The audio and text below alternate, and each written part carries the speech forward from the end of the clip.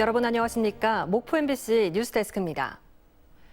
주민직선 사기 김대중 전남교육감 공약으로 추진된 학생교육수당이 삐걱대고 있습니다. 교육청과 함께 예산을 충당해야 하는 지자체들이 난색을 보이고 있고 사업에서 제외된 지자체의 반발도 나오고 있습니다. 박종호 기자가 취재했습니다.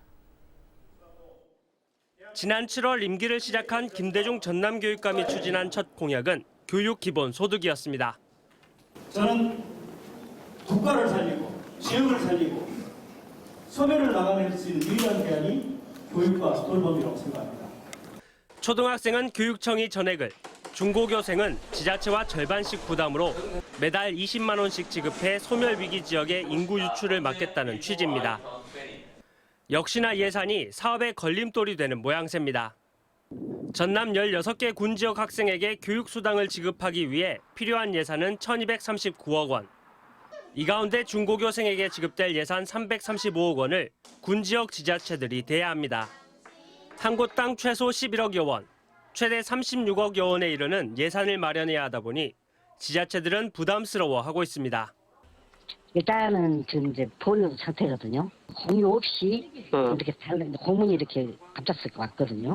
그게 예산 부분이나 이런 게 되게 어려운데, 네, 좀 많이 부담스러운 상황인데, 그렇지만 다른 시군이 또 안 하면은 또 안 하기도 참 부담스럽고. 인구가 늘고 있다는 이유로 애당초 사업에서 제외된 무안군의 반발도 나옵니다. 보편적 교육 복지를 위해서는 전체 지역에서 차별 없는 지급이 이루어져야 한다는 겁니다.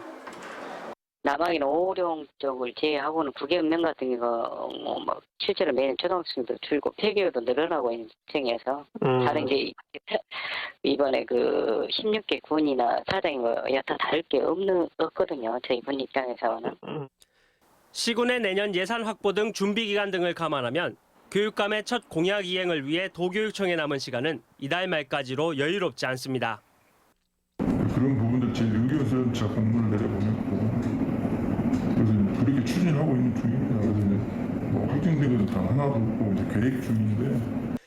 강진군 등 전남 교육청 정책에 호의적인 곳에서만 부분적으로 시작될지 아니면 전면 시행될지.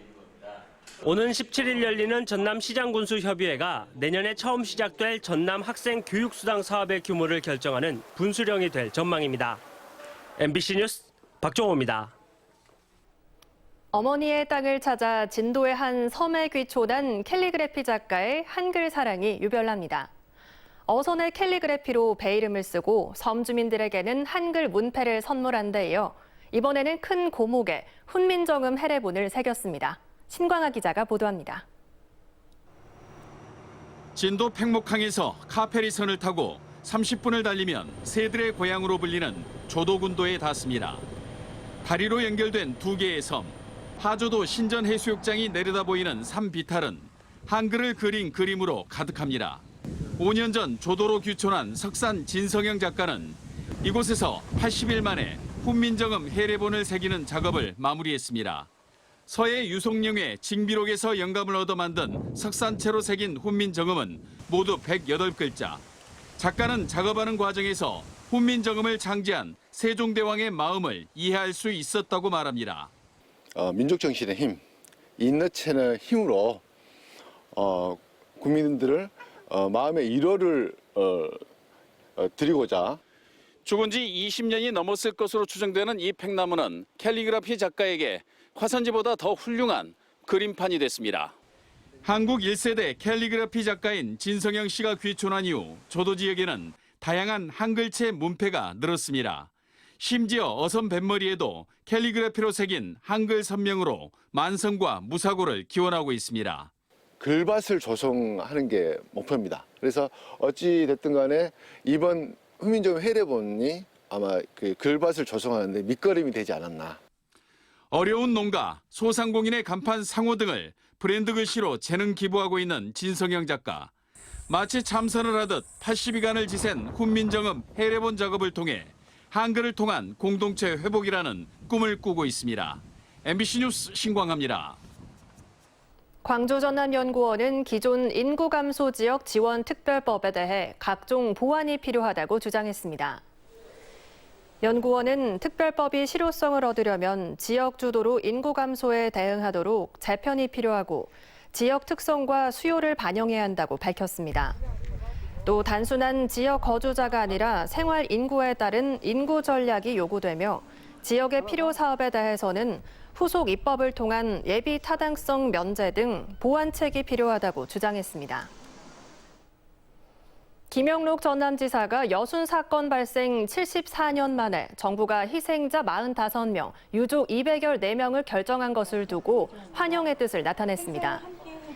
김 지사는 환영문을 통해 국가의 잘못을 공식적으로 인정하고 억울한 진실을 바로잡은 이번 결정에 200만 전남도민과 함께 진심으로 환영한다고 밝혔습니다. 다만 생존한 희생자만 지원금을 받을 수 있는 현행법에 따라 한 명도 정부 지원을 못 받는 것을 두고서는 유족에 대한 배상과 보상, 생활지원금 등 실질적인 지원이 이뤄질 수 있도록 정부와 국회가 법 개정에 나서야 한다고 촉구했습니다. 전남 서남권 지역 조선산업 인력정책연구토론회가 오는 11일 호텔 현대에서 열립니다. 한국노동연구원과 산업연구원이 주관하는 이번 토론회에서는 조선업의 전망과 고용 변화 등을 다루고 지역의 중요 현안인 조선업계 생산, 기술, 인력 부족 문제 대책을 논의할 예정입니다. 전라남도가 내년부터 시행되는 고향사랑 기부제를 앞두고 가수 남진 씨를 2년간 고향사랑 홍보대사로 위촉했습니다. 남진은 전남 사랑의 서포터즈 홍보는 물론 전남의 농축수산물과 아름다운 관광지 등 다채로운 전남 매력을 전국에 알리는 활동을 하게 됩니다.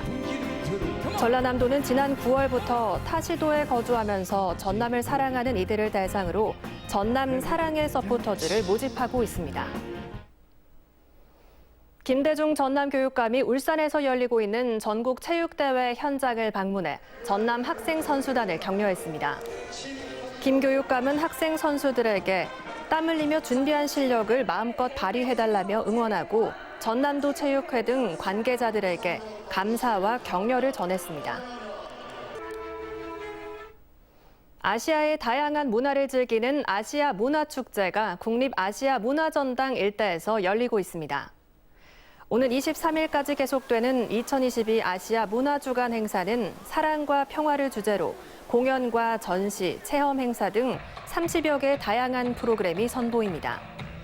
행사 기간에는 또 지속가능 발전을 위한 문화 포럼과 함께 문학 페스티벌과 아시아 무용위원회도 열릴 예정입니다. 최근 5년간 전남 지역의 도박 중독 환자 증가율이 전국 1위를 기록했습니다. 더불어민주당 서영석 의원이 건강보험심사평가원으로부터 받은 자료에 따르면 전남에서 도박 중독으로 진료받은 환자는 2017년 8명에서 지난해 45명으로 5년 사이 37명 늘었습니다. 같은 기간 환자 증가세로 보면 전남이 462%로 가장 높았고 전북이 316%, 대전이 315%로 뒤를 이었습니다. 한평군이 쌀값 폭락에 따른 어려움을 덜기 위해 일반벼 전량 수매에 참여한 지역 매입처들에게 손실 보전금을 지원합니다.